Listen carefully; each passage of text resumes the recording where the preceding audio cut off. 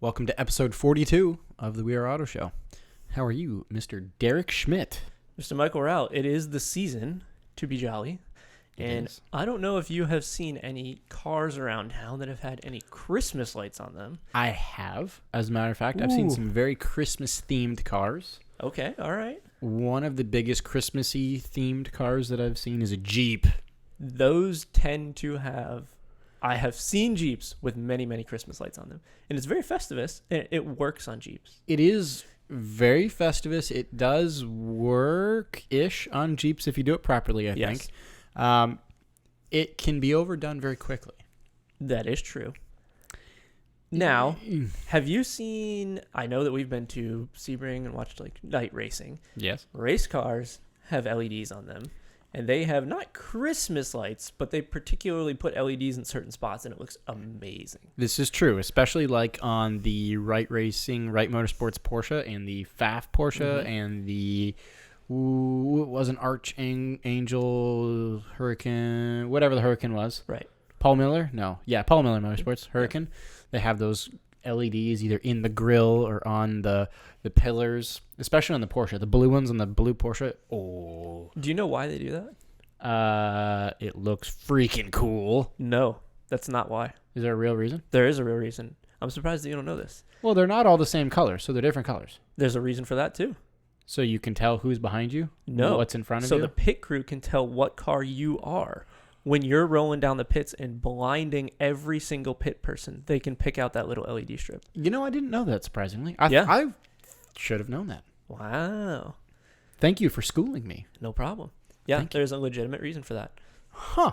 Yeah. That does make a lot of sense. So, yeah, I guess that would make a bunch of sense, especially if you're a pit crew and you just see a flash and blur of light, and then all of a sudden you see that bright blue LED strip and go, oh, that's my Porsche. That's who I'm working on. It's actually that one right there on my cup for everyone watching. It is indeed. Yeah, It's awesome when they do that. And it also looks amazing at night for night photography. But there is a practical reason, and I love when there are practical reasons for things that look good and are awesome. Yes, sometimes the practical reason is simply because it looks good too. That can happen, yes. Yes. So, is there any news that we should chat about today? I would say there is. Okay. So, can I start off with some news that I think you're really going to love? Let's do it. So, do you happen to remember a number of episodes ago, you, sir, had an I wish they would have? I've had one every single time. Yeah, you have. You've had a particular I wish they would have that was in relation to tires.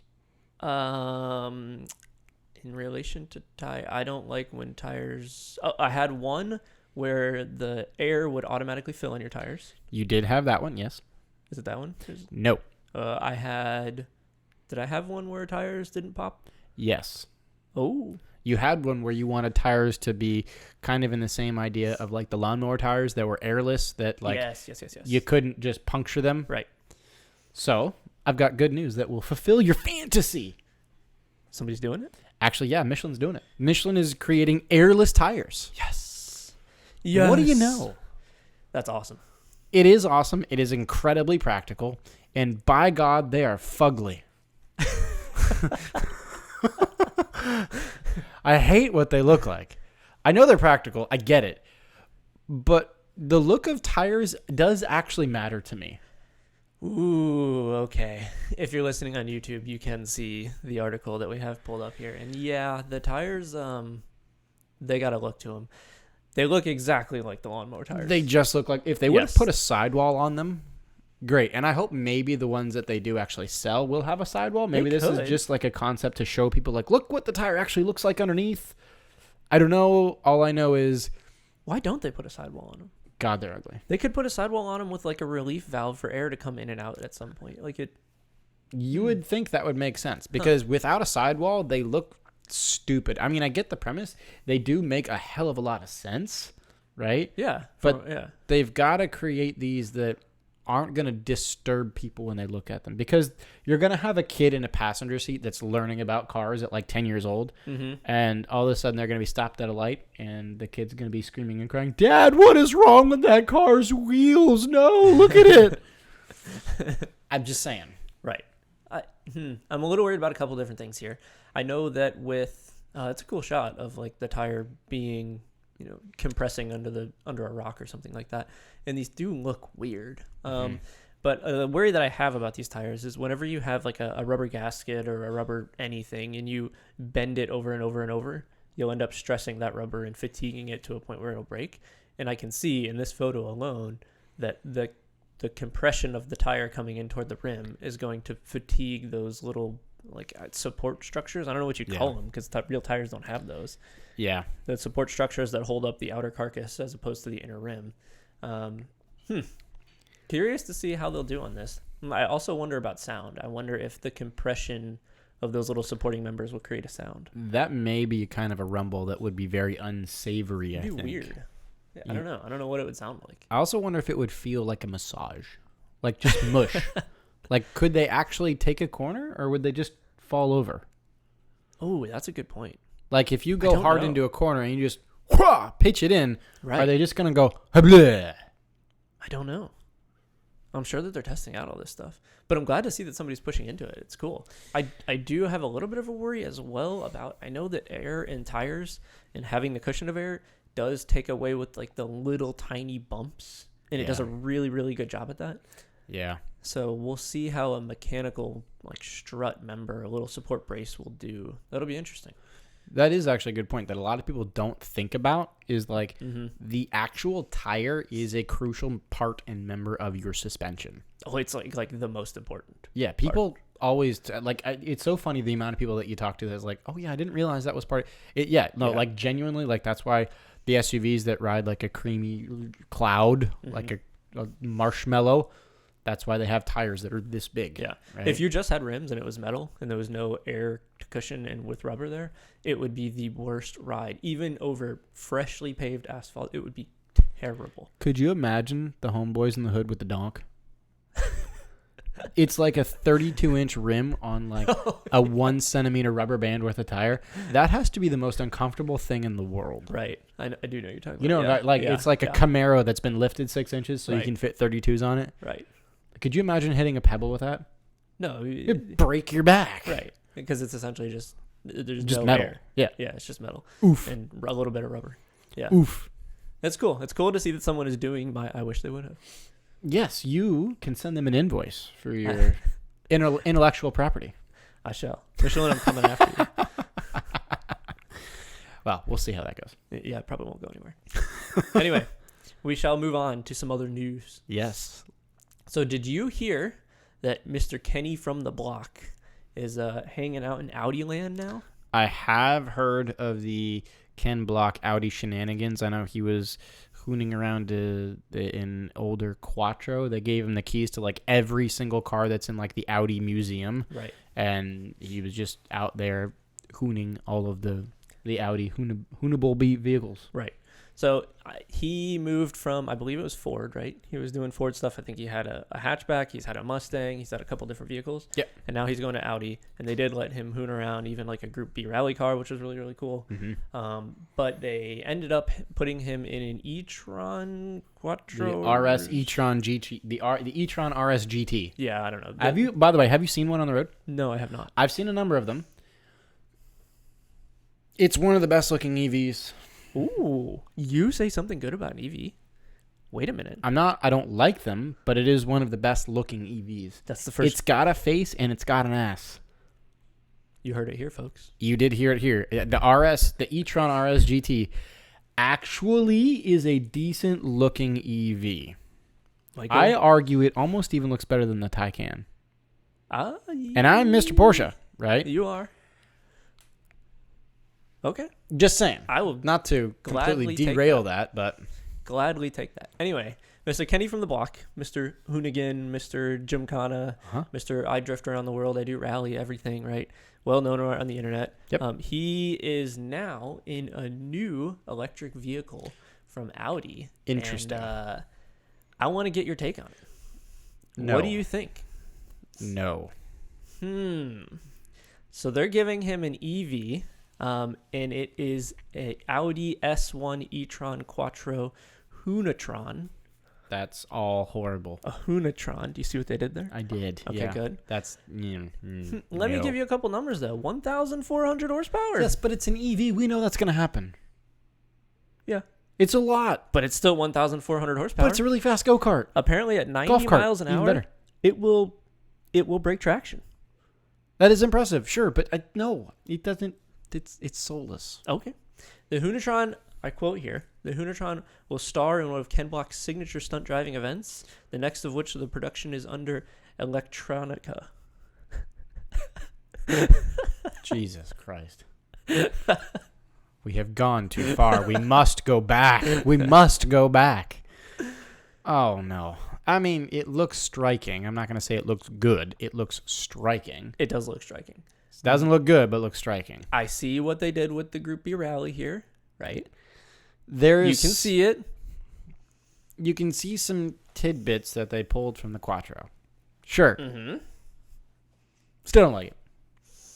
I'll be curious to see what it does. It's not gonna sound good. It's gonna drift like mad, obviously, because It's gonna. Well, they're designing it to drift. Right, Of course, right. it's gonna. Like it's gonna sound like a really crazy golf cart. That's what it's gonna sound like. Yeah. Some hums. I mean, you're not wrong. Yeah. So we'll see when they come out with their. I forgot what they were calling it already. The Hunatron, No, they're the Quattro, the Electricana. Electricana. Electricana. Alrighty. When they come out with their Electricana, we'll see how it looks. And Okay. you'll hear an electric Gymkhana Ken Block. Well, Audi. I'm not looking for that because one of my favorite parts of the Gymkhana series as a thing to watch on YouTube was always to like watch him heel toe and Right. two step and hear his at that point Fiesta and then all of the different ones that he's had back to the WRX STI popping and banging and screaming Right. and The one, I think it was the one you're talking about, the Fiesta or the Focus, or I don't remember which one. one of them. Where he was in, I think it was Monza, the old Monza track that had the big banking. Yep. That was awesome. Yeah. That was really a cool. fantastic one. Really cool. And there was a lot of very good audio in that. I distinctly remember the audio from that. Yes. I do have a bone to pick about this though. Okay. So what is your opinion on Ken Block and the whole Gymkhana idea? I'm torn on this. I love the publicity that he does, Yeah. but I don't know if it really portrays what we love about cars. Yep. Keep going. And Yep. is this the Fast and the Furious all over again? Well, here's my beef. Okay. Can I give you my beef? Yeah. So it is very well edited. Yeah, obviously. So it's edited to make it look like one seamless run through a track. Right. But it takes 52 different shots and attempts to do one slide. Yeah. I get that he's a good driver, but like, I almost feel a little bit duped. But do you think that people really think that it's one run? Yes. Really? Yes. I will tell you, the first time I saw one when I was 16, I was like, whoa, that's crazy. You can do that all. And it's not, obviously. No, I mean, clearly it's not. But I think I'd rather have them break it up and make it well produced and do really cool stuff as opposed to him bringing out a video of him like crashing into a barrier. Well, yeah, but crashing into a barrier, some bloopers would be good, though. If he did a separate blooper reel, that would be hilarious. Maybe at the end they do bloopers or something. Yeah, I don't know.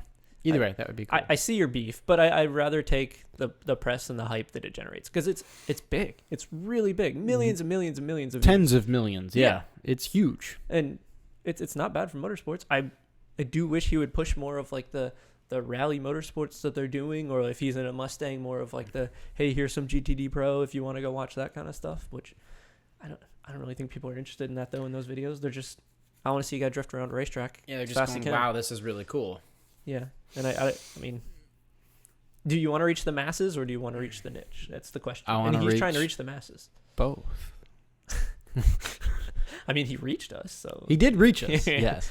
Well, Yeah. I guess he reached us because it's not reachable, I Right. guess. Like, Like, you just know of him. Yeah. He's so famous now. we'll But- see how an electric one works. Yes. Yeah. We shall. So, shall we move on? Mm-hmm. So, we were just talking about something that's not going to sound very good. Okay. Can we talk about something that is going to sound very good? Sure. Yes. I want to talk about a Ford. A A Ford. Okay. Yes. So I do have some Ford news. There is the Ford Shelby Mustang GT500KR coming out. Oh, that was a lot of letters. It is a lot of numbers and Okay. letters, isn't it? It does sound very printerish, but I can promise you this is the most unprinterish kind of car that you could possibly imagine. Oh, tell me about it. So this is a special edition Mustang commemorating the 60th anniversary of Shelby. Okay. Oh boy. 60th Am anniversary I of Shelby excited. means it's probably going to be spicy. It's gonna be freaking sick. Mm-hmm. So they've actually nicknamed this. Are you ready for this? Sure. The King of the Road. I love That's a that. bold move. I love that so much. Yes, the King of the Road. Okay. Yes. So it's a super special edition Shelby GT500. It's going to be, I believe, a bit more lighter weight. It's going to have bigger, beefier tires, wider, lighter wheels, and it is going to be very, very, very powerful. Okay. I mean, the normal GT500 is probably relatively powerful. The normal GT500 is already stupid powerful. Yeah. I think it's stock like 5, 6, maybe 700 horsepower. That's plenty. Like, the tires will go away. Yes, but why not have more?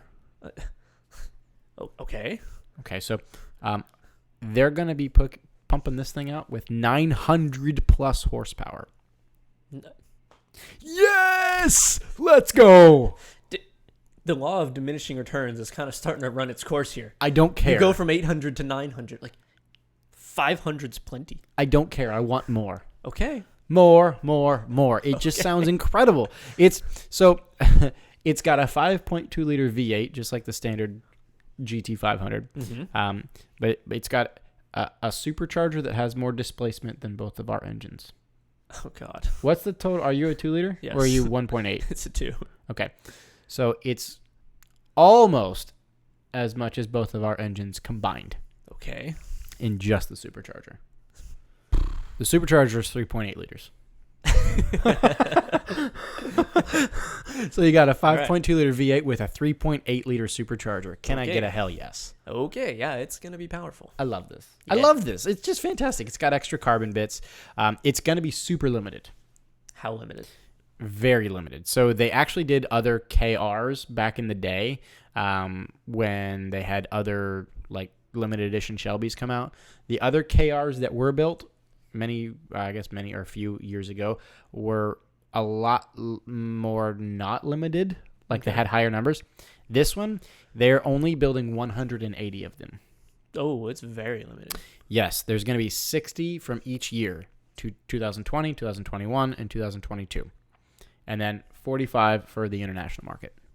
60 each year. Wow, that's like crazy limited. What was the NSX that was getting released? The NSX Type S. Yes. Wasn't that very limited as well? I believe it was very limited. I think it was like 150 or something like that. Oh, so that's okay. So it's I think it was somewhere in that ballpark. Yeah. Maybe 200. I think something. that's about the right number to do for this kind of car. Yeah, and I want one. Do you really? Oh my God, yeah. I mean, I would take a normal one. Like what? Yeah, but I would take a normal one, but I'd also take one of these. Like, but like I said, like the law of diminishing returns here doesn't. It's for the collectors of the Mustang that really love. But the I Mustang. want more horsepower just cause. You really see yourself sitting in that car? With a cowboy hat and some goddamn boots, you're right. Yes, of course, 100%. I'll hunker down because I'm all 5'6". I'll hunker down, bury my right foot, and go nowhere, and just hear my back tires get turned into air. Yeah, into smoke. Yeah, 100%. Yes. yeah. And you would take your Porsche Cup with you? No. Okay. I'll have a Ford Cup. Okay. I'll have a Ford Cup. Yeah. Okay. I at that point, I think I would actually pretend to live as Carroll Shelby. I think I would personify Carroll Shelby. Okay. I would try to become Carroll Shelby right. if I had this car. Okay. It looks great too, in my opinion. It looks like a Shelby GT500 to me. I mean, But with some more beef to it. unless I was a It's got 11.5-inch rear tires. I have no problem with the power, but unless I was a crazy collector for Mustangs, like Mustangs are absolutely my favorite muscle car. By a mile. I mean, there's no real good option. Well, they are all muscle cars, yes. But still, I love it. I'm also in love with like the whole idea of Shelby. Yeah, it's wild. Yeah. Yeah. Like And the Cobra, it's wild. Yeah. I Throw love more power at it. I love this car. I love this car. It's great. It's stupid. It's incredibly dumb, but I love it to death. I think it's a bit over the top, but that's just me. That's fine. We can agree to disagree. The first one will be available in early 2022 for public unveiling at the Barrett-Jackson. That's the place to do it. It sure is. Goddamn, is it ever? Because that thing is going to sell like a hotcake for... Yeah, it'll be stupid money. But yeah. Probably over $1 million, honestly. Honestly, yeah, it'll probably be 7 figures. Do you think that this car in 25 years will be worth over $1 million? Just if it wasn't even the first one, just like so not the first one. Order 35. Maybe not over $1 million, but I think it's definitely gonna be fetch a pretty penny. It's gonna be rare. It's gonna have Shelby, DNA. Honestly, it could appreciate. Not financial advice. Yeah. No. I definitely think it will appreciate. I think it's going to be cool. I think it'll appreciate twofold, threefold probably because the ICE stuff's going away. I think, honestly, there's a lot of car enthusiasts that are looking for something to do with money. If you wanted something to do with money and actually have fun with it, this could be a good buy. Yeah, it could. Because it's going to be fun as hell. Right. You got to admit, it's going to be a racket. Another question, do you think that this is the swan song? No. Really? No, I don't think it's the swan song for the Mustang. No, I don't think so. I mean, the Mach-E's already out. Yeah, but people hate the Mach-E. Certain people. Yeah, but... No. It's not the swan song. It can't be. I refuse to accept that. I don't think it is. It better not be. Or I'll cry. But we're starting to see swan songs from all these big manufacturers, and the question should Speculative swan songs. Yeah. I mean, for Lotus, it's probably the swan song. Well, for Lotus is confirmed. But yeah, for others, like my brand of choice. I mean, yeah, but this is also a manufacturer that already has this brand, like the Mustang, in an EV. Like, the writing is on the wall. It's clearly on the wall. Unfortunately, I fear that you might be right, but I don't think this is the last Mustang. I don't think it is either. I think they'll go out with a bigger bang than this, which is kind of hard to believe. 1,500 horsepower. To the moon. I don't know. Like, let's go. What can take you do? out every crowd in the world. Just a plow on the front. Oh yes. Yes, Cars and Coffee Edition Mustang. That's terrible. All right, let's move on. We shall move on. Yeah. All right. We need to talk about more EVs. No. Yes, we do. We have not talked about EVs too much. We have in this episode, but in the past couple episodes we haven't. And I know that there was one manufacturer when we started doing the podcast that I told you has really not done too much in the EV space, and it was a relatively big one. Do you remember who that was? I do very, very well, as a matter of fact. Toyota. Yeah. So Toyota has revealed a ton of EVs. So that's apparently why we haven't heard anything from Toyota, because instead of doing one at a time, they're doing 1,000 at a time. So they have brought out, I think it was 12 concepts. What the hell is that QB thing in the top right corner? I just noticed that. So for those of you listening on Apple, we're looking at a picture of like Toyota's full EV or potential EV lineup, and there's this weird like QB odd thing, and it looks like something out of a movie, and it's atrocious. So I apologize, but I had to derail you there for a second. We'll look at each of the cars in a second here. But Toyota has revealed 12 new electric cars with their CEO, and they say that it is coming in the next few years, and they said that they'll have 30 by the end of the decade. That seems like a lot because we're now 2021 going into 2022 in the next 2 weeks, 2.5 weeks. The end of the decade seems like a long way from here, though. Especially. So does it though? Hold on a second. Does it? Because let me do some maths. So if they're doing 30 in the next, well, we're 2022 essentially. Right. 8 years divided by 8. That's 3.75. Read it here. 3.75 EVs released each year. That's a lot of EVs for a manufacturer to release each year. But you're one of the biggest car companies in the world, right? And you've watched Tesla dominate the EV market for how many years? Since 2010? You know what? Yes, here's another point to piggyback off of my point. Tesla's dominated the EV market, and they're only now on what, their third or fourth model? Yeah, something like that. They were not a company back then. Well, yeah, but this is just what they do. Toyota's not going to stop making Corollas. No, but you would think that they would have seen the writing on the wall back in, like, I don't know, 2015, when, like, Tesla was starting to do okay, when the Model 3 came out and people were, like, hot on their heels to buy Model 3s, right? Yes, all because Elon Musk is a lunatic, and that's why people love him. Understandably, like, some people Who's really Toyota's love him. lunatic? All they have to do is follow the trend. They have to, like... So, yes, the trend tells them to hire a CEO that's going to tweet things about Dogecoin and piss off some politicians. Yes. Yeah, he's great at that. And it's actually hilarious to watch him flame on people, and it's just great. Right. But Toyota doesn't have an Elon Musk. No, they don't, but they don't need one. They just, like, watch and learn, dude. It took you that long to come out with, like, EVs, and they're not even ready to go yet. They're saying by the next decade we'll have our full lineup. So I guess they're just not going to release any, and they're just going to release all of them in one lump. Maybe. But let's get back to what they actually talked about. Okay. So they came out with an SUV, and it is the BZ4X electric SUV. Say that with adenoids. The BZ4X. I'm only going to say BRZ from this point forward and really confuse everyone. The BZ4X electric SUV developed with Subaru kicks off the sub-brand BZ, which stands for Beyond Zero. Oh, my God.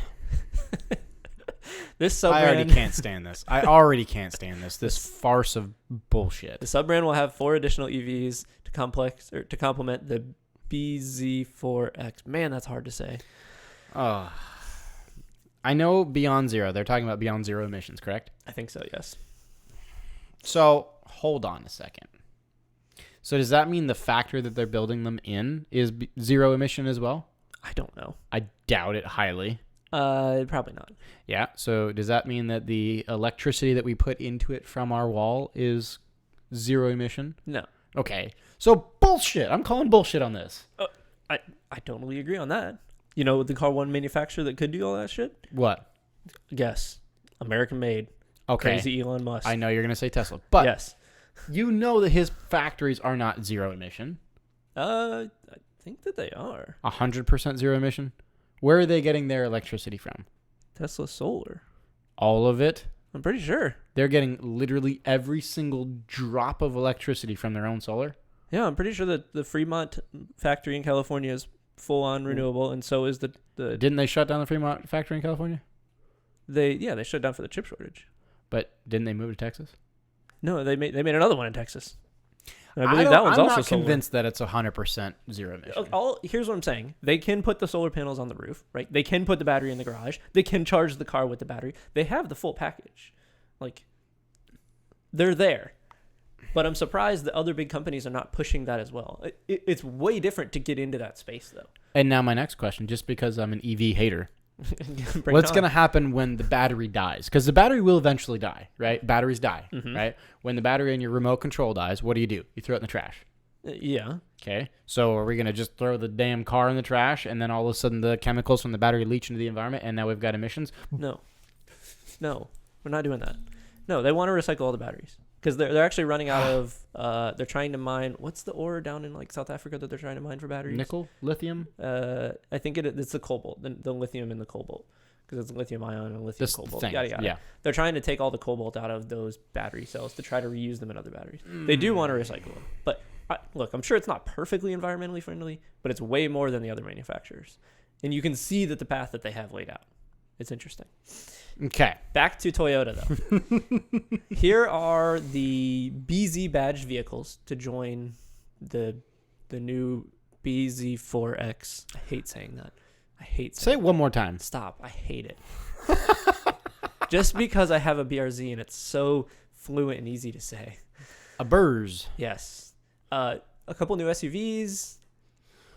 What do you think about the looks? Oh, they're very futuristic. They are very futuristic.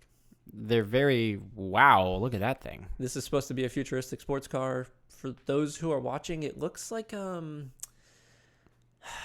what does this look like? It doesn't look like anything. It reminds me of Peugeot's new hypercar. Oh, you know what? I do get some Peugeot 9X8 vibes out of this. Yeah. I do get some Peugeot 9X8 vibes out of this. Yeah.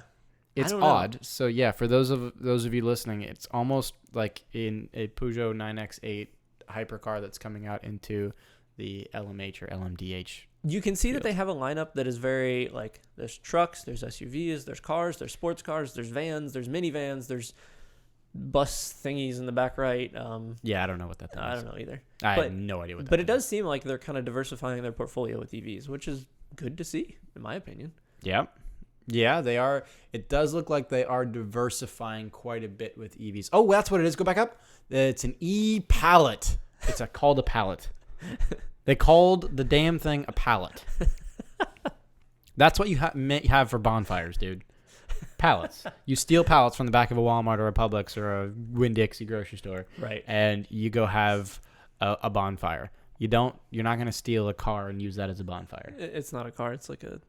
You're right. It's a weird box thing. It looks like you know what it looks like? Looks like a lunchbox with mirrors. Yeah, I can see that. Yeah. Why do they have mirrors though? I don't know. Mirrors are one of those things that actually needs to go away on EVs. Yeah, I know, but it looks like a big okay. bus Now van you're a Tacoma guy. I am a big Tacoma guy. I'm a taco guy. I present to you the electric Tacoma. Let's talk about it. Oh God, that's terrible. But undone. Oh, that was perfect. Oh my God. Okay, so can we talk about it? Mm-hmm. Can we start with the look? Mm-hmm. What do you think? They didn't go. Okay, so you look at the front of like a Tesla, and it's all bland, right? It's just flat because you don't need a grill, and it's aerodynamic and sleek. This doesn't have that feel to it. It doesn't have the Cybertruck feel. It doesn't have the. Do you disagree? I agree. Okay. Yeah. I'm happily in agreement. Agreement. I think it looks solid for a truck. I agree. Do you give it a thumbs up or a thumbs down? I give it a thumbs up. Do you? Yeah. Okay. In terms of looks? Yeah. I give it a thumbs up too. Wow. So I got kind of a controversial take here. What would that be? I like the look of it better than the look of the new 2023 or 4 Tacoma that's coming out. Whoa. That's a hot take. Because I'm not a fan of the new Tacoma grill, the new Tundra and Tacoma grill. That's kind of like droopy. It looks like the new Toyota and Tacoma Tacoma and Tundra grill. They kind of look like they've got this like droopy like eyes that kind of go all the way down, like my dog that has like goop in his eye. This doesn't look as goopy. It looks like it's got a teardrop, like it killed someone and went to prison. Mm-hmm. I kind of like it looks more rough and tumble but it also has the feel of the EV, right? It's not. But does it? In terms of the look, a little bit. I don't think it looks very EV-esque at all. No, I think that the very front fascia looks pretty EV-esque because it has like it doesn't have the black opening that you would expect from where a grill would be, right? To hide the radiator in the background. So maybe I'm just very well versed in Tacomas. Okay. It looks just like an updated 3rd gen Tacoma, which is the current generation Tacoma, with a more solid grille. Like the grill shape outline is extraordinarily similar to the current 3rd gen Tacoma, as well as the lower black chin. Mm-hmm. That is extremely 3rd gen Tacoma-ish. The 4th gen Tacoma that's coming out doesn't look anything like that. Honestly, the first time I saw one, I didn't realize it was EV. Oh, that's probably a great sign. I agree. Yeah. Because when I was scrolling through wherever the hell I was scrolling through, Facebook, Instagram, whatever it was, and I was like, oh, that's kind of a cool looking Tacoma. I don't really get because I'm all in the Tacoma pages and groups and all that. And I was like, oh, that's kind of cool looking. Mm-hmm. And then I went, oh, hold up, wait a minute. That doesn't have Troll. Nope. So did you happen to know what all the groups were talking about? Were they thumbs up or were they thumbs down? Honestly, a lot of people like the look of it. Okay. I like the look of it better than the new Tacoma coming out. Now, we don't have any numbers on this. This is all like designs that they're bringing out to kind of, from what I can tell, get the public like feel of how they approve it or deny it. And we're not going to have specs for a while, I imagine. Yeah. But if this is what ends up coming out, I will be pleasantly surprised. And if they can get good numbers on it, if they can get a 300, 350. No. That has to be a 450, 4 to 500. So, hold on. For the Tacoma EV to work, in my opinion, it's got to be 400 to 500 miles because the majority of Tacoma owners, well, maybe not the majority, a lot of Tacoma owners are kind of quote-unquote overlanders, right? Right. Where they're spending a week at a time in the mountains, in the wilderness. And I'm sorry, but if it's got 350-mile range, you will burn through that in a day and a half charging your whatever else you're doing. There's no way that will live properly. That's got to be a 400 to 500-mile EV. If it doesn't, I'm calling it a flop. Maybe that's why they're waiting so long, honestly. But I kind of highly doubt it. Let me put it this way. If the new Tacoma EV truly looks like what we're seeing, right, and if it has a 400 to 500-mile range, I'll buy it. Ooh.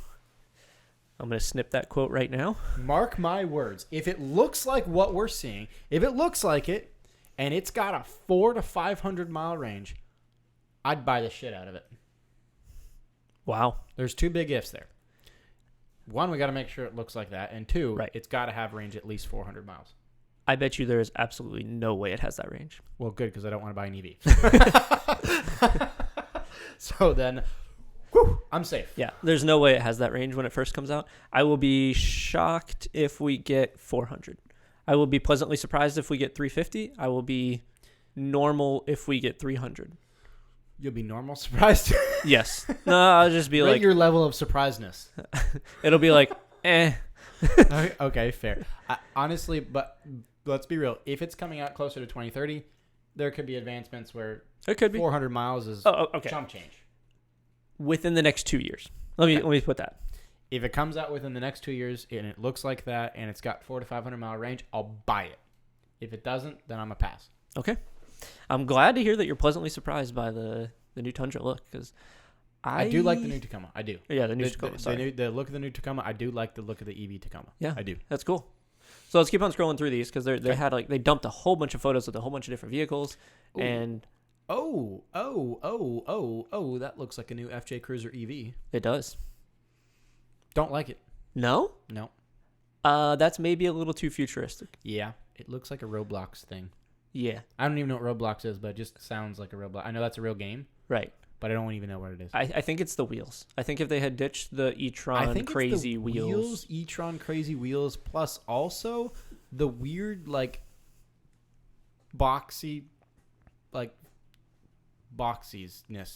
of it. It looks like a toy. That's a new word I just made up, yes. Okay. Boxiousness of it. Yes.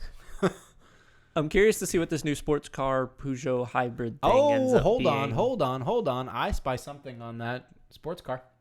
What's that? Look at the grill, the bottom part of the grill. There's a badge. Mm-hmm. You know what badge that is? Mm-hmm. TRD? Nope. What is that? Gazoo. Oh, that's the Gazoo badge. That's not. You're right. Badge. That's not the TRD Grimmin. Badge. They're gonna do a Grimmin version. Gazoo Racing Motorsports Heritage something or another. They're going to do it looks like they're going to do a Grimmin version of this. Good. A Gazoo. That's what that car should have, is a Grimmin version of it. I agree, but I don't really like the look of it yet. Oh, that's ugly. Whatever the hell that thing is. A little SUV type stuff, but it's only got one door. It's only a two-door. I don't see another handle. Maybe it's an asymmetrical one. Looks like it's got a half-door thing. That could be. SUV, looks like a Highlander EV. Yeah, that's fine. That's stupid. I don't know. Whatever we're looking at now, a box. Some van. Oh, it's an Amazon Prime van. It looks similar, yeah. Yeah? Yeah. Don't know. That looks like a lunar rover. Yep. Scrolling through all these. These are immediate feedbacks because I've never seen half of these. That looks like a real car. I think that is a real car. So that was at the show that when they unveiled all this stuff. Some of these are... you know what? Hold on. That looks like one of the current Lexus cars. Oh, I see what you're saying. It looks like one of the Lexus SUVs, the smaller ones. Yeah, it looks like the current smallest Lexus SUV. I don't know the RX200, I believe. Is that what it is? Yeah, okay. I'm not confident, but I believe it looks like an RX200. It does look similar. The whole... it looks like it's painted in magnetic gray metallic. Why? Because. And this is cherry blossom blue, right? Or red? No. That looks like volcano orange. That's the actual name of the volcano orange. I'm just saying. Okay. Yes. Now, some people were asking, is there going to be a new, I think Celica is what they were asking about? Or is it an MR2? Oh, MR2, you're right. I remember there was a talk. It was either between a Celica or an MR2. Yes. And as we scroll through this, see if anything catches your eye about an MR2 or a Celica. I don't see anything that's very MR2-ish so far. The only thing, maybe this... That looks too tall. This does look a little tall, but it's kind of small. It looks more of a hatchback. It's got the smaller wheelbase. Not yet. Definitely not. Definitely more van stuff. Oh, that's got weird wheels. Right. There's nothing so far that's screaming MR2 EV yet. No. Maybe hold the phone. Mm-hmm. That yellow Grimmin looking thing, the Gazoo. You think that's it? That's going to be the MR2. That's the only one that makes any sense. It could be. That's the only one that looks anything of all the ones we've just went through and scrolled through. For those of you watching on YouTube, you've seen the ones we've looked at. For those of you listening on Spotify or Apple or anything like that, you've heard our commentary as we're scrolling. Right. The only one is this kind of orangish yellowish. Looks kind of like almost like a mid-engine sports car, kind of like an MR2. Yeah, it's got a Gazoo badge on it. What does it look like? Does it look like the Ferrari a little bit? No, it looks like the Peugeot. You nailed it. The Peugeot 9X8. Yeah, you think that's the best one I can compare it to, but much smaller. It looks much smaller than the 9X8. Right. So that's why that tells me that's the MR2. Okay. That's the most MR2 of all of them. Okay. I am glad to see that they finally come out with a lineup of EVs. I mean, I'm not super glad about it, but it is what it is. Yeah, I suppose I can only deny it for so long. I am very glad to see that. I will tell you, I will deny it for the rest of my life, unless they make that Tacoma look like what it looks like, and they give it 400 to 500 mile range. It's been clipped. Let's do it. You got to hold your end of the bargain. All right. Okay. So there is some other racing news that we should chat about. There was a big event that happened this past week. There's not just some racing news. There is a massive event of racing news that happened that we actually we're kind of obligated to talk about. Yeah. It is a big one. Yeah. For those of you that are watching and or listening, you already know what we are referring to. The Formula One season finale. Formula boring? Formula One, Formula boring, Formula actually really freaking exciting. Yeah. Oh my God. Amazing. Jesus. End the season with a bang. Yeah. Who wrote the script? Holy moly. I'm stoked. Okay, so let's chat about what happened here. Let's go through the sequence of events, and then we'll talk about the ending. Okay. So I believe that Max Verstappen qualified pole. They were at, where were they at? They were at Abu Dhabi. Abu Dhabi, yes. Max Verstappen qualifies pole, and Lewis Hamilton qualifies second. So to be expected. I think that Sergio Perez was in the top four. I don't remember. I think he was third. Lando Norris. I think he was third, and then Lando was fourth, and then Bottas was seventh or eighth. Something like that. He was way down the list. Yeah. Anyway, the race starts, and to set the scene here, that we are dead even on points between Lewis Hamilton and Max Verstappen. Yes. This is a winner-take-all situation. The whole entire 26 race calendar or something like that boils down to this one event. And that is, as race fans, that is exactly what you want to see. You don't want to see Hamilton or Verstappen go into this race with a 150-point lead. This is a dead heat going in. It could not be any better for F1. Yeah. It's perfect. It was probably the most well-fought, hardest-fought, best championship to watch in the last 5 to 8 years. I'm going to call it decade. Yeah. In the last this is the most excitement that F1 has had in a decade. It's awesome. And if you live under a rock, you have no idea what we're talking about. Right. And if you don't, you probably should at least see the highlights of this race because it was amazing. Yeah. Okay, so now we set the scene. We are Verstappen pole, Hamilton second, winner take all, down into turn, I believe 1, 2, 3, 4, 5. It was all steady. And then we get to turn 6, and Verstappen dives under Lewis Hamilton big time. There was a late lunge. A very late lunge, in my opinion. I'm okay with it because, hold on, stay with me. Verstappen kept it within track limits. Yeah, Verstappen goes down the inside of Hamilton at a pretty tight left-hand corner that then goes into a tight right-hand corner, so kind of a little chicane-esque situation. Yep.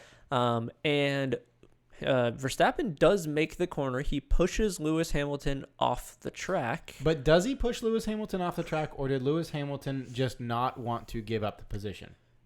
Both, in my opinion. Because Lewis did turn into the corner.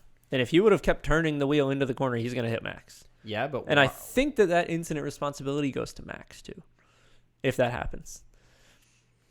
I don't know about that because Max had him at the apex, which is what the FIA or the Mafia, the Mercedes Assistanting Federal International Automobile. I'm just saying, that just seems, according to the law book, you got him at the apex, it's your corner. This was very hard racing. I will say both of these guys were just inches apart, and they were racing for the championship in the final race. Everything was on the line.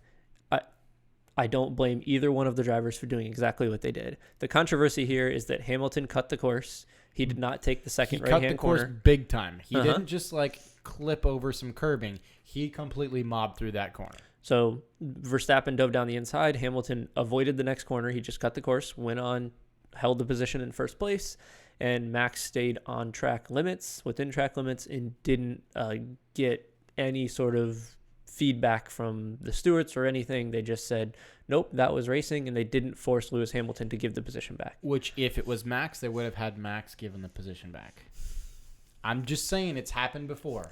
It's happened before. Where was it? Argentina or Brazil? Yeah. Where that happened, and they had to and then with the history going back to Silverstone, where Hamilton punts Verstappen into the wall touch at 1,000 miles an hour. I'm just saying that should have been, stewards said, Hamilton, position's not yours, give it back. He did gain a lasting advantage, in my opinion. I agree with you. I think he did gain a lasting advantage, and he didn't give the advantage back, but it was what it was. Anyway, that sets us up for, I think, it stayed that position. It stayed 1-2, where Lewis was in front and Max was in second. Yep. For another, 20 laps until another big incident occurred, where I think that Verstappen had pitted, and so had Hamilton, and now we had Perez in first place. And Verstappen, so it was Perez in first. There was about a 1 second gap back to Hamilton. Yeah. Then there was a 7 second gap back to Verstappen. And all that Perez's job was to do was to hold up Hamilton and bring the gap down between Verstappen and Hamilton. Yeah. And he did a fantastic job at it. I want to award Perez D-Man of the Year. He was the teammate to Max Verstappen in the Red Bull, and he played defense on Lewis Hamilton for 2 laps straight. Defense I've never seen defense that good, because Hamilton actually passed him. Yeah, he did. And then Perez took him back. Dove him right back down the inside. And the sparks flying. That was so exciting to watch. When I saw that, I was losing it. Oh, man. Perez is just a masterclass in defense. He could go to the Olympics for fencing. That was beautiful. I mean, it was incredible. He just absolutely held Hamilton at bay, and then he ran out of tires and just ran out of steam. Hamilton was on fresh tires. It was inevitable that he was going to get passed. But he did his job, and he held Hamilton up enough to close the gap to Verstappen, which was the goal. Yep, and that was exactly what he did, and he did it to a T. Right. You literally could not have asked for a better D-man. So that happens. They get very close, and I believe that the gap stays around 3 seconds or so for the majority of the race. Yep. And then that brings us toward the end of the race, in which case, who was it that ended up having an incident and crashing? Was it Latifi? The other Haas. Nikita Mazepin. Was it No. I believe it was I thought Mazepin. Mazepin was out with COVID. Oh, maybe, I don't know. The Haas's I always thought it ended was up. Latifi. It could have been. The Haas's. One of them in right. the 18th or 19th place. Right. Binned it coming out of a corner. Well, actually, no. Hold on. There was some drama. It was between Yuki Tsunoda and whoever that was. I really think it was Latifi. It could have been. And Latifi got debris on his tires, dust on his tires, went to accelerate out of a corner, lost the rears, and stuffed it. You're right. So this is with 5 laps remaining. Somebody stuffs it into the wall. Yeah, there's not a lot of laps remaining left. No. And what this ends up doing is setting up Hamilton and Verstappen for an interesting ending. But before that happens, we get Verstappen coming in to put on tires because he has a gap far enough back to second place that he can put on tires and not take any hurt. Yep. He puts on, I believe that it was the softs, and Hamilton has been on hard tires for a while, but almost the whole race since like lap 20 or something like that, and it's like a 50 lap race or something. Yeah. So for the majority of the race, Hamilton was on the same set of tires. There was no way that Hamilton could pit without losing track position in this situation. So with that car being where it was, and with that wrecked car being out on track, they had to throw the safety car. Yeah. Which is reasonable because it was not a virtual safety car. This was a full safety car. Yep. And this was a situation where you had to do it because it was exiting a corner, a high-speed corner, and it was unsafe for track workers to go out there without the track being clear. Yeah, had to tow the car and everything. Yep. Mm-hmm. So Michael Massey, who is the sporting director, or the guy who's calling the shots there, he's in the ref, FAA, essentially. right, the race director, the head ref. He makes the decision to throw the safety car out. This bunches the field back up, and this makes it so we're going to have a fireworks finish. Yeah, it's funny. You and I were going back and forth, and we were just losing our minds. I was just tearing my face off. This is insane. Yeah. Oh, it was so exciting to start watching that. The question becomes, this cleanup takes a little bit of time, and there's only 4 or 3 laps remaining by the time they get the car off the track. And they have to do what's called the wave around. Yep, let lapped cars pass. Let lapped cars pass. The lapped cars that are stuck between the leader and they're getting their lap back from behind the leader. Correct. So it was the lap cars that were stuck between Lewis and Max, and I believe that there were 4 of them. Or 4, maybe 5. 4 or 5 cars. Right. They need to get past around in front of Lewis, past the safety car, and back to the back of the train before they could restart the race. Yep. And there are rules written in the rule book that say that's how it's going to happen, yada, yada. Yeah. But it changed. So, yeah, let's talk about that. So this is where a lot of the Hamilton fans are very upset with Mr. Massey. And I actually can't blame them. I can't either. Because there was some wishy-washy, flippy-floppy here. There was. Massey initially said, we will not let lapped cars pass. Yes. So lapped cars will not be able to pass, which then meant, in terms of setting the scene for the drama at the end, if we would have been able to go green again, which there was a big if. That was a real thing. Yes. So they were working as hard as they could to get this thing cleaned up so that we had at least 1 lap of green flag racing back at the end. Right. So Massey initially said lapped cars will not be able to pass. So that pretty much just handed Hamilton the win. It would have had to have taken, maybe not handed him the win, but it would have been a monumental challenge. I'm pretty much saying if he stayed with that decision that lapped cars could not pass, Hamilton would have won that race easy. There were 5 cars between Max and Hamilton, and there's no way he was passing 5 cars before the end of the race. Because they were all racing for position. They were, yep. So you had your mid-packs that were still racing. Right. There's a lot of people that were still racing out there. So this is the part where everyone gets a little bit pissed off. If you're a Verstappen fan, you are the overjoyed, most excited for the decision that they did come to. If you're Hamilton, you are trying to sue the FIA, which we will get into in a moment. But if you're a racing fan, you're siding with Max here.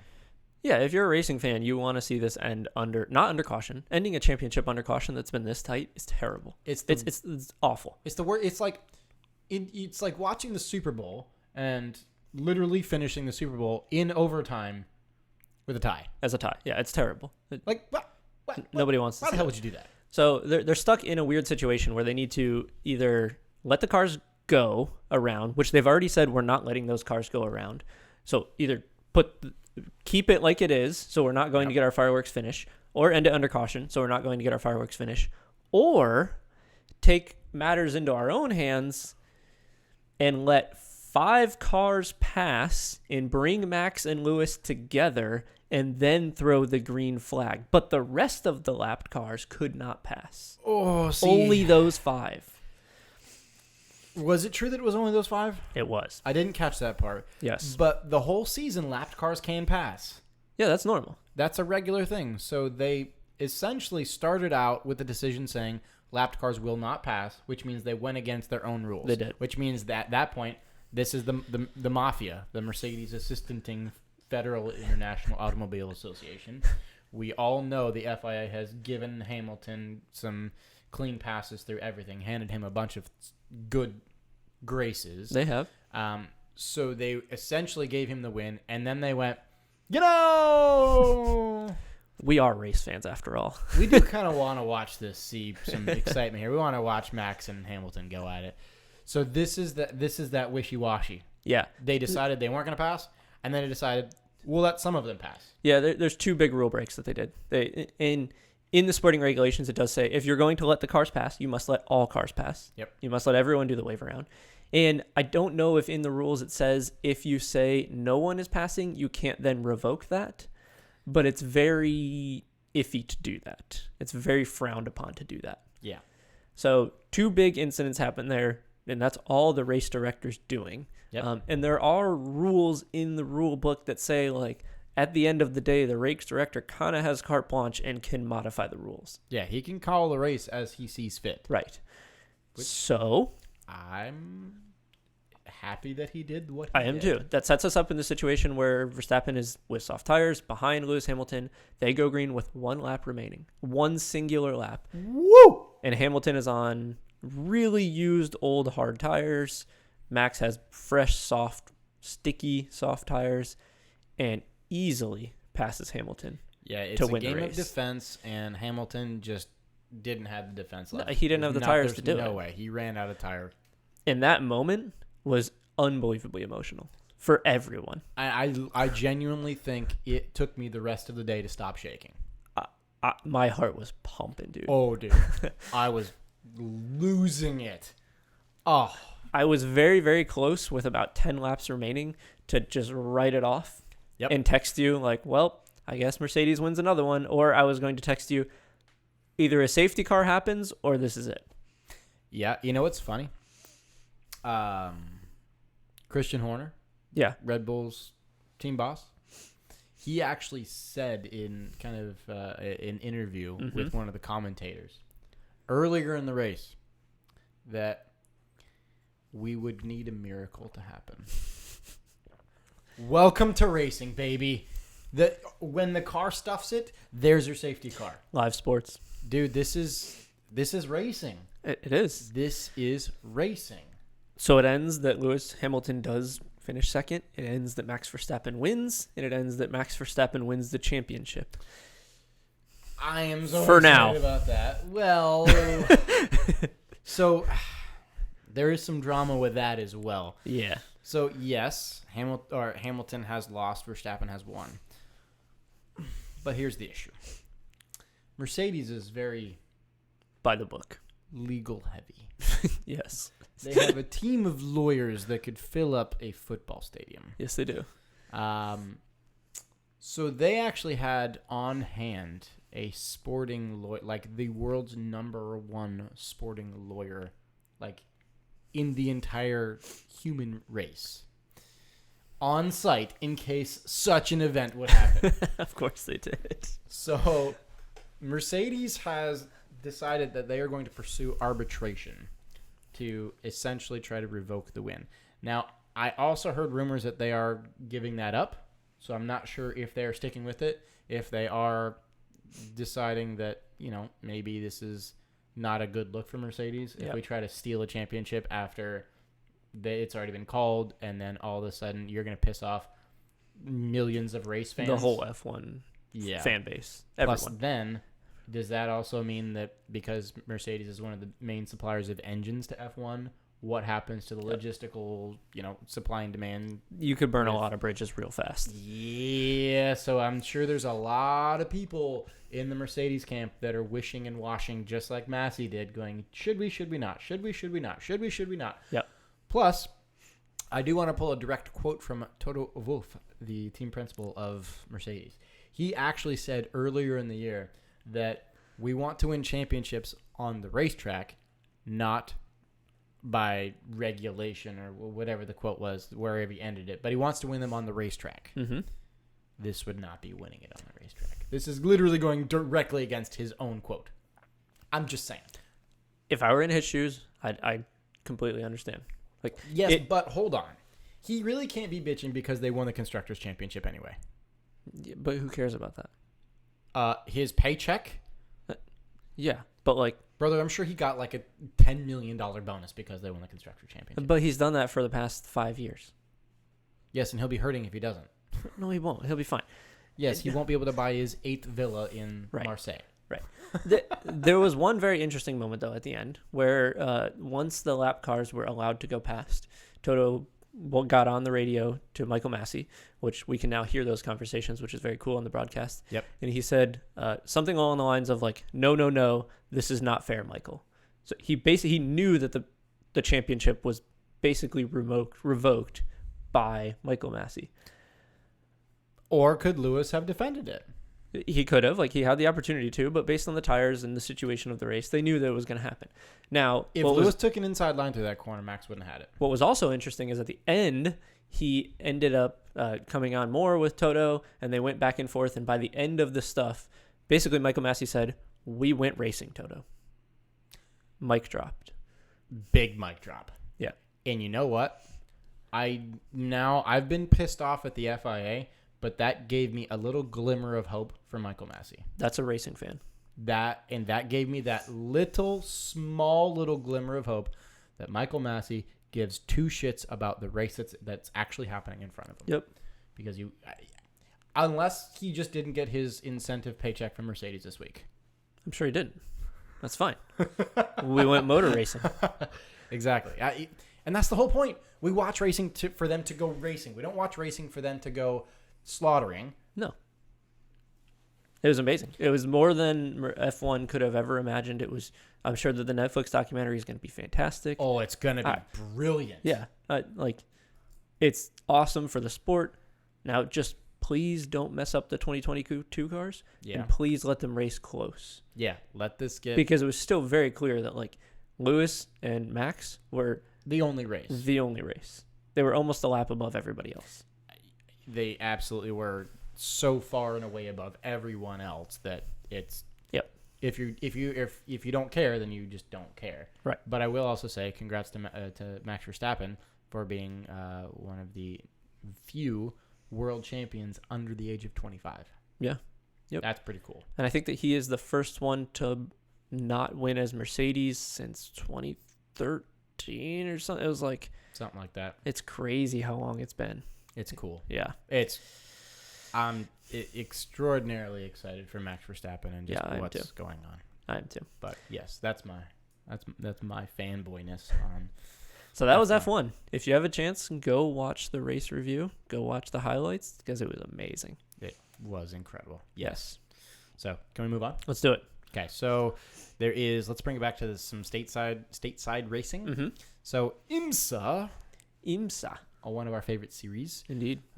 It's the International Motorsports Association, I do declare. It is. Right.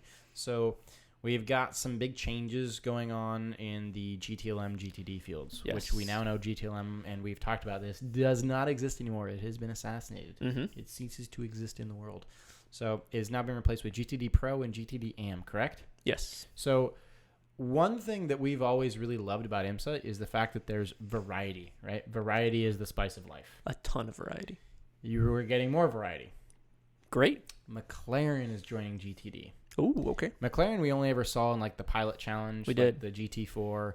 But now we're getting the 720S GT3 car in GTD Pro. Yeah, I wonder why we didn't have that, because that was in like FIA Blancpain Endurance Series. They raced at the Spa 24. They raced that at the Nürburgring 24. Like, it's been around for a while as a GT3 spec car. So it is. I don't know why. Maybe teams just weren't. I know why. Because the GT3 spec was not GTD for a bit.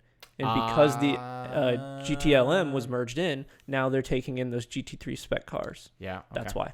That makes sense. Yep. But there's been more a big McLaren effort that's going to be coming for the Rolex.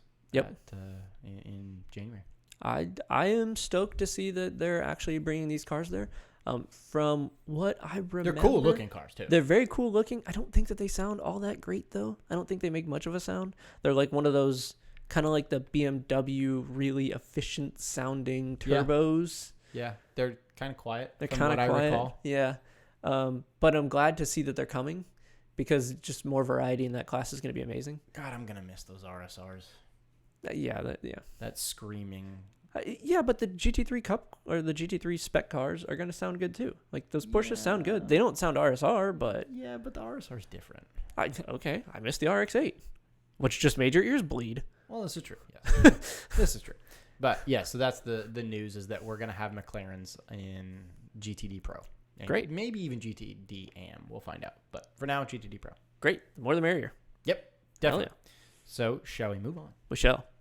All right. What you got? So, I was at a work event, and you'd be surprised, even though I work like in digital marketing and automotive, most of the people who work in our company are not very like car oriented. They're all digital marketing or all techie, nerdy. And there was one lady that I was talking to, and she was she was saying, I just made some graphics for a car that had a logo of, I believe it was a flag and a spider. And I was like, who are you talking about? And I couldn't think for a while, and then she pulled it up, and it was an Alfa Romeo badge. And I was like, oh, okay. So an Alfa Romeo. And she's like, yeah, who buys these? And I was like, oh, God. Ooh, that's a good question. Who does buy an Alfa Romeo? Okay, let's talk about that. So what is an Alfa Romeo driver? So I'm going to say it's someone that has a lot of soul and passion and pizzazz and flamboyancy and all of the things that you can think of to describe a very flamboyant Italian man. I can agree with that. I don't think I've ever, let me put it this way. I don't know if I've ever met an Alfa driver that doesn't have long curly hair. Yeah, you're probably right about that. Even a Giulia? I still don't think I've met an Alfa driver that doesn't have like long curly hair or like super, very well put together, right? Very, I don't know, fashiony. Because like what's their lineup right now? They have the Giulia, they have the Stelvio, and the Stelvio. That's it. The Giulia and the Stelvio. Oh, yeah. Both of them are the Italian flair, then, right? They only have Italian flair. It's not a Ferrari. No. It's not a Lamborghini. It's almost like the extra flair. Really? In my opinion. I think it's like cheap Italian flair. Like, is it the fake baller of the Italians? Well, no, because that's Maserati. Maserati's Italian. It is Italian. I think it's like, let's pop the collar. Like, I think there's actually some style. Like this, and then maybe like they're having a cigar. Yes. And an espresso. That's fitting. Yeah. I feel like and maybe they have a boat. Okay. But they haven't made it far enough to get correct the Bentley, maybe. Correct. Like, what would be top model for someone who owns? Well, see, here in the States, we haven't had that Alfa obsession to be a car person because we just haven't had any Alfas here. No, really. Stateside Alfa owners are just very flamboyant. They're very over the top. Yeah. At least from what I've seen. Yeah. I don't know. She asked me that question, and I pondered it for a good minute and a half, and was like, I don't really know what an Alfa Romeo person would be.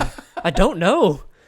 They're not a Lamborghini. They don't want to be the center of attention. They're not a fake baller. They're like They're certainly Italian. They're certainly out there a little bit. They're maybe kind of hipstery. Maybe kind of hipstery. Maybe like a hipster Italian. Yeah. Maybe they have a really nice mustache where they can like twirl it. Yeah. It was awesome though. I think that's. It was a great question. It is a great question. Yeah. Yes.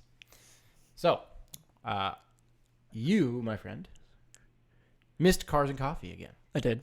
Yeah, I texted you. I was like, hey, we'll be out of Cars and Coffee. And all of a sudden I get text back. Yeah, I just woke up. Yeah, I wasn't up for that.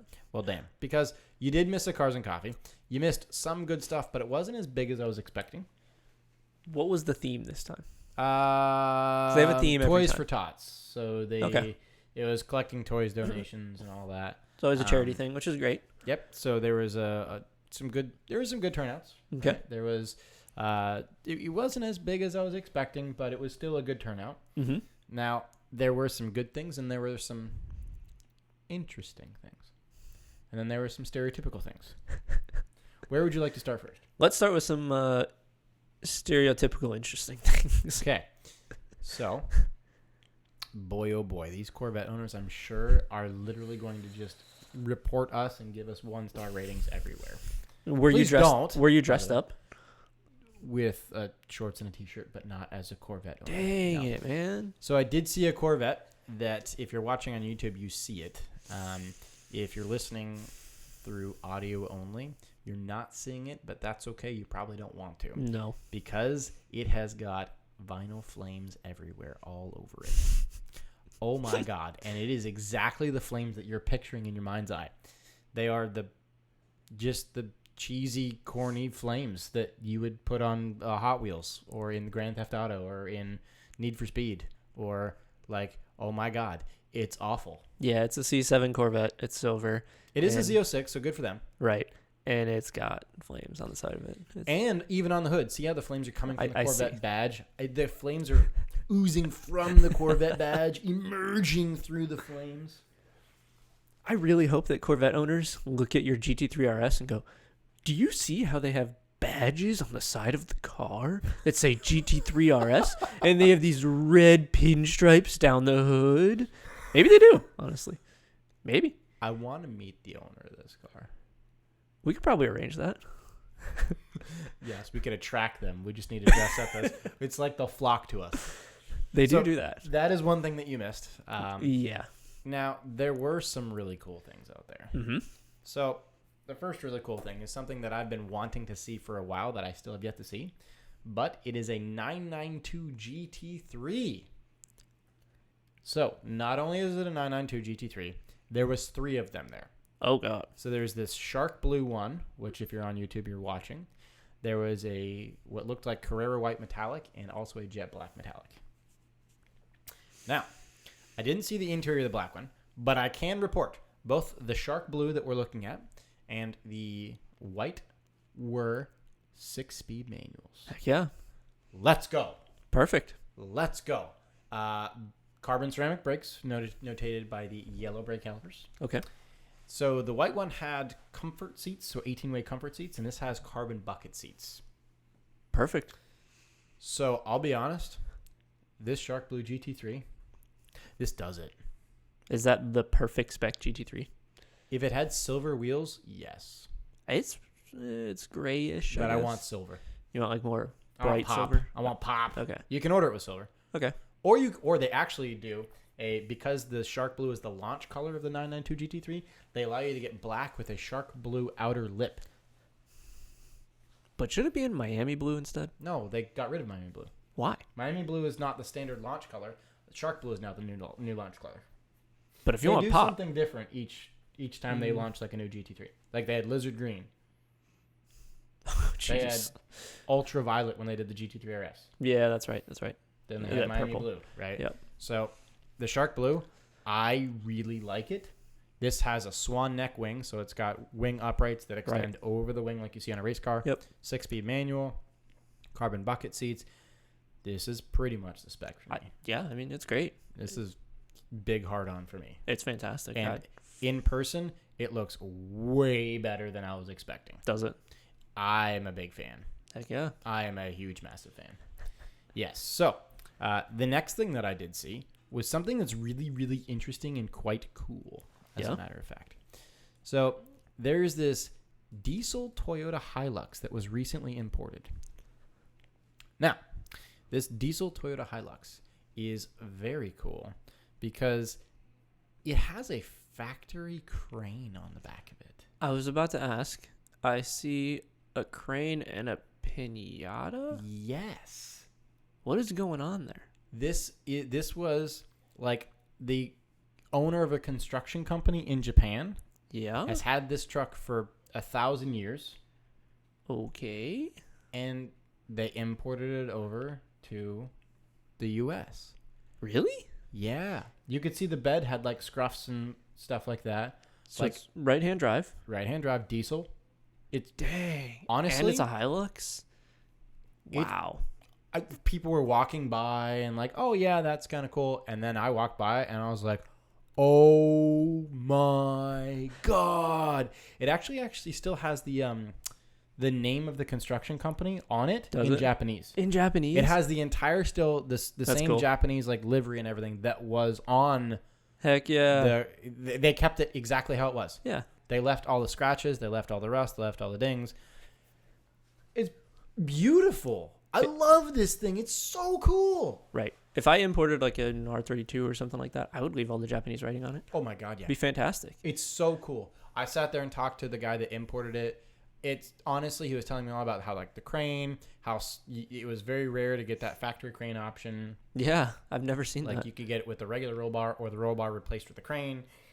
Really, really, really, really, really, really, really, really, really, really, really, really cool. Man, that's what I wish they would have. I wish they'd add a crane to my car. Holy moly. Dude, it's freaking sweet. But that was big. Yeah. That was a big spot there. That is a neat one. There was another really cool thing there that, you know, my wife and I actually looked at. She actually picked it out first and was like, whoa, that's kind of cool.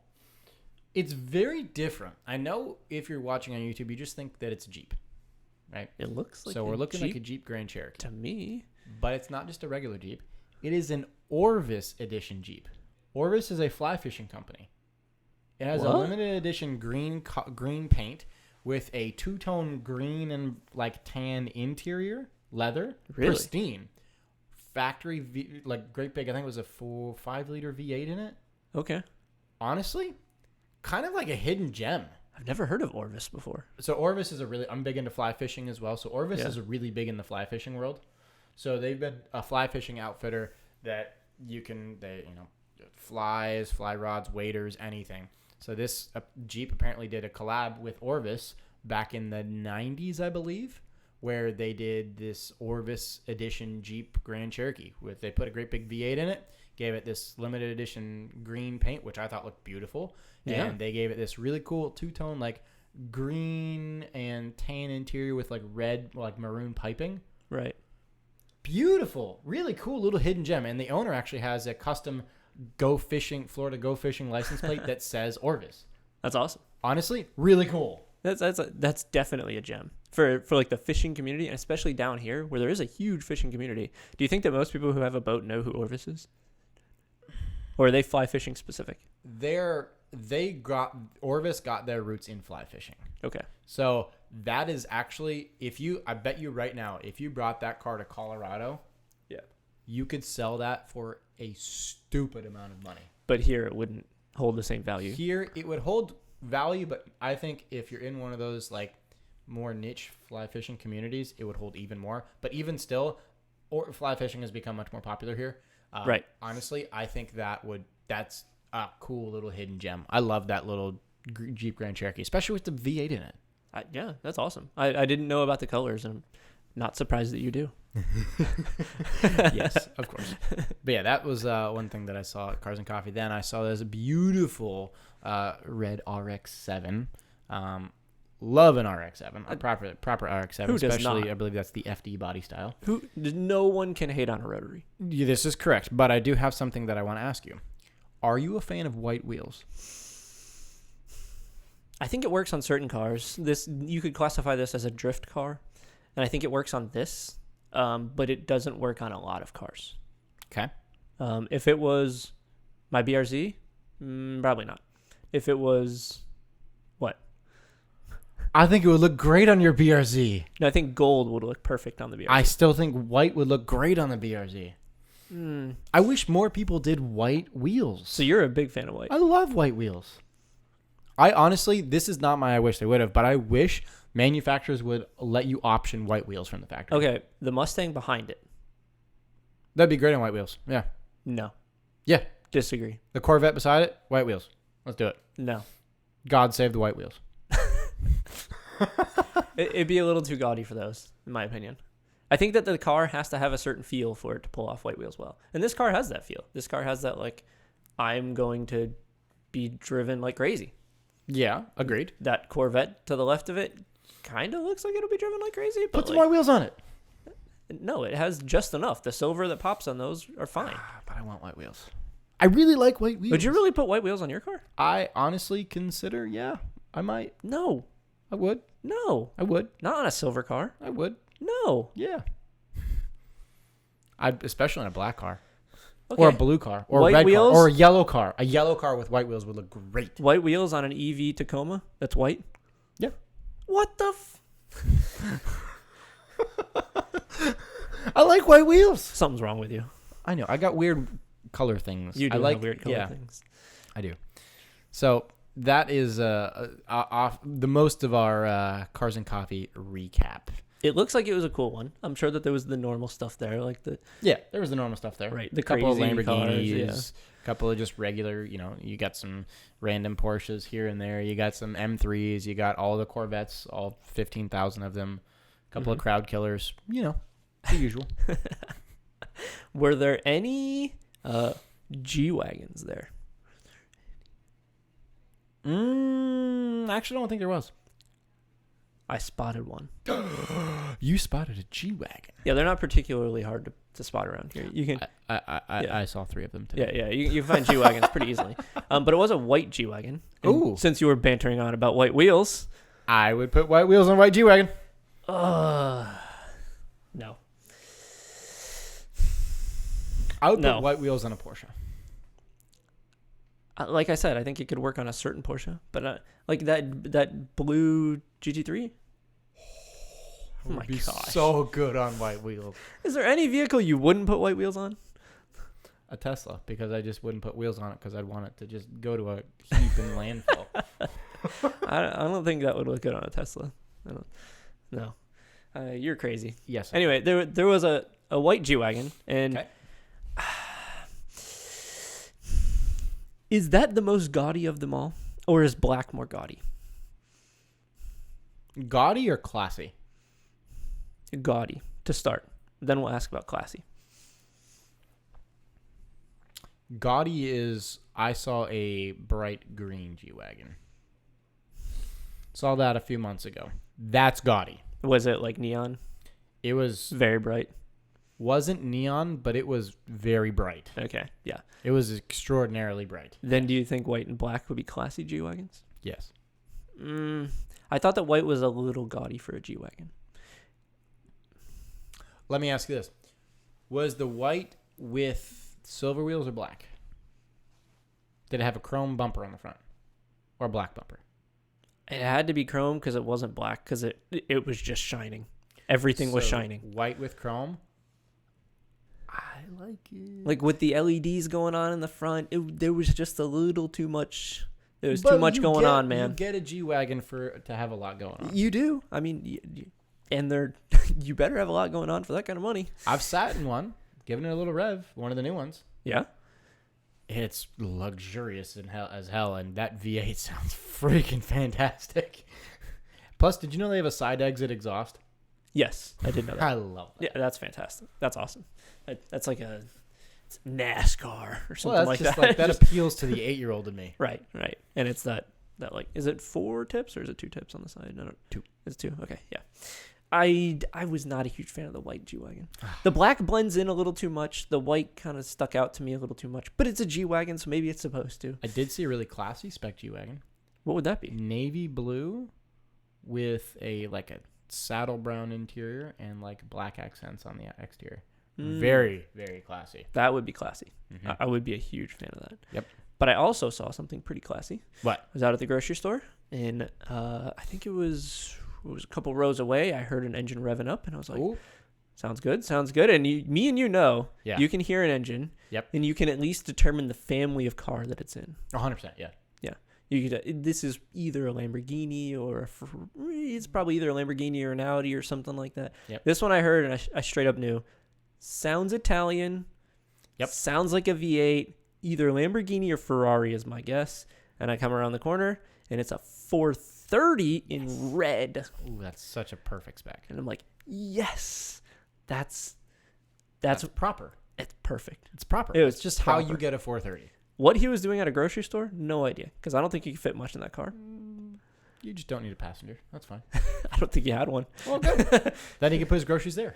Yeah, but I love that car, man. The more I looked at that thing, the more I was just like, "Ooh, Yeah. that would be such a fun car." That's to have. still one of like both of our like favorite kind of somewhat semi-attainable like supercars. It is. What are the prices for those? You can get a 430 for like 120 grand. Ooh, Which, yes, is it it's expensive? expensive. Yes, but it is kind of that like attainable Yeah, dream car. it's It's not like a right. $7 million Aston Martin Victor one of one. right.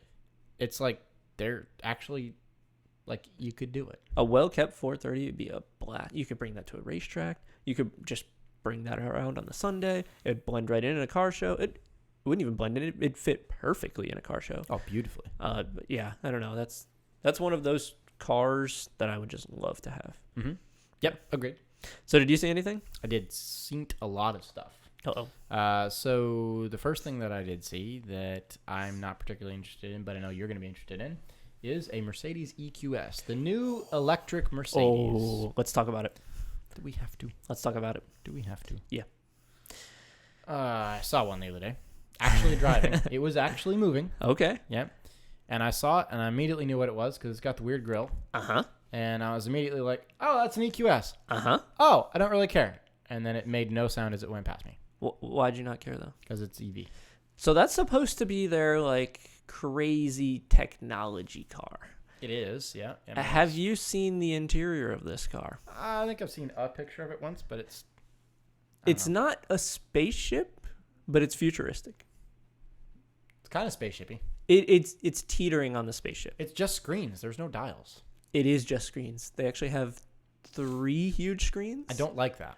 I don't have a huge problem with it. I can see this was like their concept to figure out what the future is going to be of cars. So I think 15 years from now is what they're trying to do here. I can see where they're going. The lighting looks really cool. Apparently you have a personal assistant. Every passenger has one. Will it massage my feet? I would not doubt if it did. This is supposed to be like the most luxurious and most futuristic Mercedes they've ever made. Oh my. And I can see where they're going with this. And I want to get in one, at least be able to press some buttons and feel how it is. Yeah, I'd sit in it. Yeah. And I'd have my personal Siri, I don't know, massage my buttocks or whatever. It is all electric, right? I I believe so. Yeah. So be curious to see if I can spot one. And I want to find someone who has one because I want to drive it and I want to sit in it and see how futuristic it really is. I'm surprised that you saw one because I don't think many of these have been made yet. I genuinely saw one, I promise. I think there's been like a test car been roaming around. That might be it. Yeah. It might be like a demo car that's been driving from dealer to dealer. Like, I'm not even sure if you could buy this car yet from Mercedes. I don't know, but all I know is I saw one. And I was like, I immediately knew what it was. I was like, oh, it's an EQS. Yeah. That's a cool spot. I think it was a cool spot too. I definitely think it was a cool spot too. So then the next thing that I spotted was a Ferrari, but it was in light blue. A 488 Spider. 488, okay. Yeah, I like this car in light blue. I can see that being a great spec. What were the rim color? Was it white? It was black, but it'd be cool in white. No. Okay. Black's perfect. Yes, it would. Did black blend in a little too much, though? No. What were the brake 'Cause calipers? Yellow. Okay, that works. No, it worked really nicely. Yeah, that works. It worked really, really nicely. It was a very good spec. Yeah. So that was another spot. Okay. Spotted it whizzing by on the highway. Mm-hmm. And then obviously I included that Shark Blue GT3 at Cars and Coffee, but the other 2 GT3s, because I've never seen a new 992 GT3, and then I saw 3 of them, Yeah, I was a big fan of that. I know there's also Porsches in the park happening. So I had like a massive Porsche boner all day because everywhere I went, I saw rare and exotic and exciting Porsches. Like everywhere I went. So I was a big fan of that. But I feel like that's normal for you. Well, yes, but I don't usually see like 6 Porsche GT3s stopped at a traffic light together. True. And I'm not normally seeing 6 Porsche GT3s screaming at 9,000 RPM all together in symphony. They should be. And it was great. Yes. Thank you. So there, I'm just including them in my spots because they were interesting and I've never seen them yet. Okay. But my spot of the week goes to something that not only did I spot, I actually got to sit and ride in. What would that be? A track car. Is is technically street legal. It does have a number plate. Okay. But it's a Noble. A Noble? I sat in and rode in a Noble M400. Noble's a British company, correct? It is, yes. It used to use, I believe, a Ford V8 is what it is normally comes with. This didn't have a Ford V8. That's a weird car. So it's freaking cool as hell. It is cool. So my dad had his car in the shop for just some service. Okay. We were wandering around the shop, and as we were wandering around the shop, I was talking to one of the techs and one of the main guys there, and they've got a Noble that he's it's been like his baby. The customer was like, okay, this is just make it a great track car. Okay. Here's a bunch of money, just make it a good track car. Okay. So he did. And the customer had apparently, it essentially blew up the original engine that was in this Noble. Mm. So they swapped it with a K24 out of a Honda or an Acura. They K-swapped a Noble? K24 with a great big giant turbo. And it revs to like 10 grand. That's a weird swap for that Honestly, brilliant. Really? It's a Honda engine, so you know it's not going to die. Yeah. Right? It can handle boost. Guy was telling me it's like 500 horsepower with like, I don't know, barely 2,000 pounds. That's dumb power to weight. And it has a sequential gearbox. Like a proper, like, boom, boom. Yeah. Like a proper lever, sequential gearbox. Honestly, I got to ride in it. Yeah. They're trying to like relearn its idle mapping and all that. Right. This car does not want to sit still. This car, literally like trying to idle up to the traffic light, is just jolting and dying. Like, the clutch it's is a race car. The clutch is either on or off. Yeah, it's frankly a race car. And he gave it a couple little like, not even full pulls, but like while I was in the passenger seat, he maybe went 2/3 throttle, and this effing thing screams to 10,000 RPM. You feel boost just beat the living shit out of you, and then you hit the sequential, and you're bam into another gear, and all of a sudden this little 2,000-pound go-kart is whizzing away at 3 bazillion miles an hour. That was a really cool experience. That is cool. It was a really, really cool experience. I mean, that'd be an amazing experience. And it just idles like this just angry monster. It doesn't want to sit still. I mean, the thing stalled so many times because it just doesn't want to sit still. Yeah. If that thing is not at wide open throttle, it's like, I just want to die. Right. Leave me alone. Right. Oh, it's just brilliant. That's a proper race car. It's brilliant. Yeah. That's such a weird swap, though. A K swap. But, it makes a lot of sense. Does it, though? Yeah. Honestly, it does. Why? Because it's a bit lighter. Right? It's a lighter engine, so it's going to keep the lightweight theme of the car, right? And it can handle boost, and it can rev. What do you want your race car to do? I want it to rev, but I don't know if it needs boost. Like, it had a V8 in it. Why don't I just put another V8 in it? Because K24 can rev higher, and you can get more boost through the rev range. Okay. And it's lighter, and it's cheaper. And it's a hell of a lot cheaper. You can buy K24 for dirt cheap. Yeah, yeah. You pull one out of the junkyard. Exactly. If you wanted to. Which is part of the whole issue is, do you want to go spend a buttload of money on getting the same original engine? Or if this is genuinely just a track dedicated car, which is what it is, why wouldn't you just get something that's going to work better? Because it's track dedicated and because they just need performance out of it and like longevity out of it. I get why they did it. But it feels to me like the heritage of that car, the heritage of it was like... The heritage was already ruined when that first engine went kaboom. I get that. But it's like some crazy British bloke decided to call up Ford, of all companies, and ask for a V8 of all engines and put that in there. And, like, that's the crazy, weird part about that car. I get that, but I still love this car.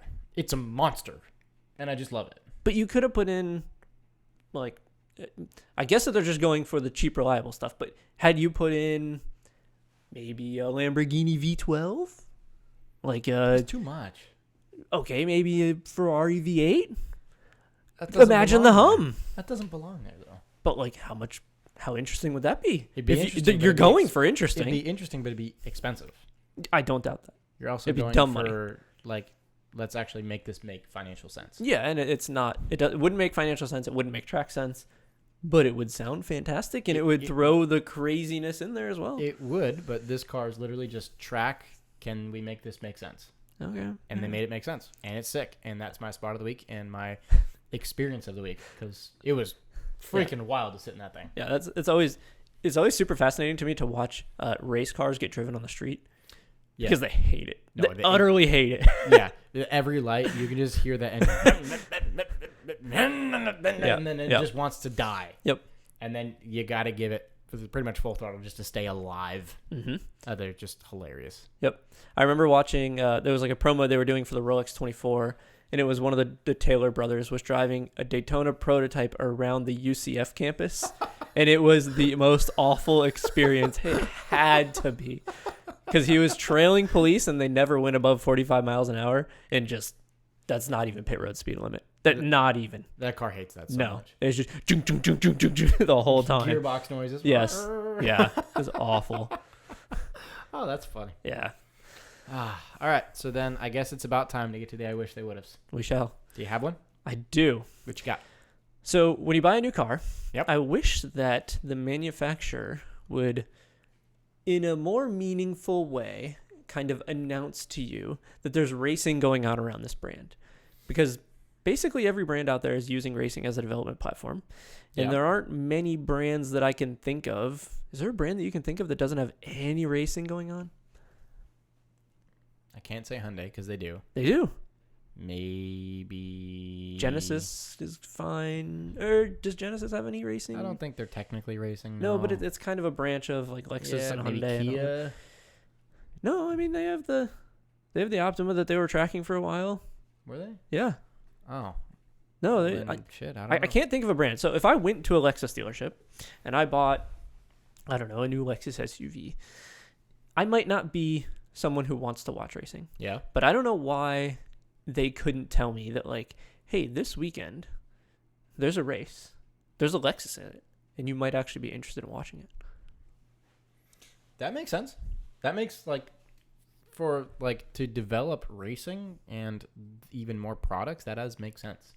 A way to keep you tied to the brand in a way to get you entertained into something that you're not normally entertained in. Mm-hmm. And it doesn't, I don't want it to be something pushy because you should be able to turn off the option to get this notification. Yeah. But some way to notify you either in the car or through an app or something like that says like, hey, the Rolex 24 is coming up.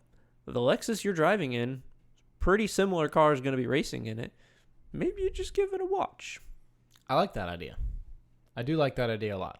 And That if you're should not help interested develop in more it, that's fine. Just sport turn it and off. Brand awareness. I like that idea. Yeah. And most brands could do it. I do like that idea a lot. Yeah. It seems like a hole that's missing in the marketing world for kind of the cars. sales cycle, marketing cycle, Right. brand awareness, PR. They could probably also do more in the autocross land. Like we get those BMW driving events that we'll go to sometimes. Yeah. And I don't know why they don't. Why doesn't Honda do that with the Civic Si? I don't know. Why don't a lot of brands do that? Yep. Yeah. That does make a lot of sense. Yeah. So, what do you have? So, my I wish they would have is that I wish that we could have multiple reverse gears. But why? Because why don't you want to go faster? No. Oh, It's stupid. it's terrible. It doesn't make any sense. But why not have multiple reverse gears? Doing more than 20 miles an hour in reverse is terrifying. Yes, and and your point is? The only practical purpose for that would be a semi-truck where you need multiple reverse gears for the torque, but not for the speed. But I imagine you want it for speed. Well, of course. We could have reverse racing. Yeah, okay. We could have the series of reverse racing. Just, no. IMSA RR. We No. get multi-class reverse racing. No, stop, no. Oh my gosh. It's the only ridiculous. way that would work is if you chopped the car in half and you took the front from one car and you tied it to the front of the other car and you just had two fronts. That would be funny. Yes. That would be funny. Or if we had racing like they did in Top Gear, where one person controls the gas and brakes and one person controls the steering. The funny thing about having two fronts is you could have the steering for both sides. and you could crab. You could crab. just do the world's smallest turning radius. You just like go around like turn 7 at Sebring. You're not slowing down. You're just steering both wheels all the way. Right. That's a great idea. Yeah, that would be the ultimate rear wheel steering. Yes. So yeah, that's my ridiculous. I wish they would have. I wish you had multiple reverse gears. No, people would die. Don't have multiple reverse gears. Okay, it's ridiculous, but that's what I got. It is. So is that all we got for today? I think so. All right, and let's wrap it up. Thank you all so much for watching and listening to episode 42. Please subscribe to our YouTube and follow us on social. On Instagram, we are auto _, Facebook, we are auto, TikTok, we are auto. If you can leave us a 5-star rating and review on our Apple Podcasts and anywhere else you listen. Like, for example, if you're watching on YouTube, leave us a thumbs up, drop a comment, let us know what you like. Also, send us your I wish they would haves or any other auto-related news articles. Would love to cover them and chat about them on air. So again, thank you all so much for listening and for watching, and we'll catch you guys on the next one. Peace.